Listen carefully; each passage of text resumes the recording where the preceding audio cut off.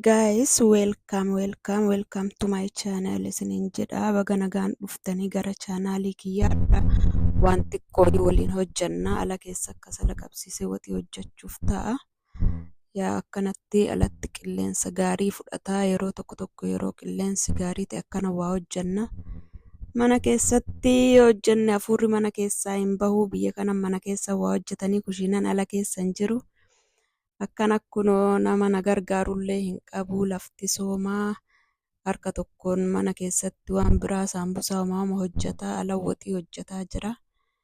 Yaa chaanaalii kanaa na jajjabeessaa isiniin jedha. Ilmaan Oromoo subscribe naa godhaa, share comment illee naa barreessaa.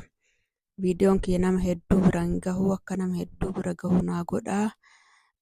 Viidiyoo gaarii qabadhee dhufaa inshallah oo rabbi jedhee maanuyyuu baga rabbii sooma ulfaataa kanaan ji'a ramadaanaa kanaan nu maraayyuu gahee isiniin jedha.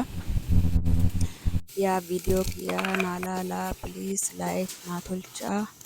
Waxii kiyyallee almost geessee garuu saatii dheeraa fudhatee ani gabaabseetinii mee hin laalay viidiyoo kan hojjedhee jedhee hojjedhee waxiin kiyya gahee jira akkana fakkaataa. Yaa nagahaan naa turaa isiniin jedha. Share subscribe godhuu hin dagatinaa.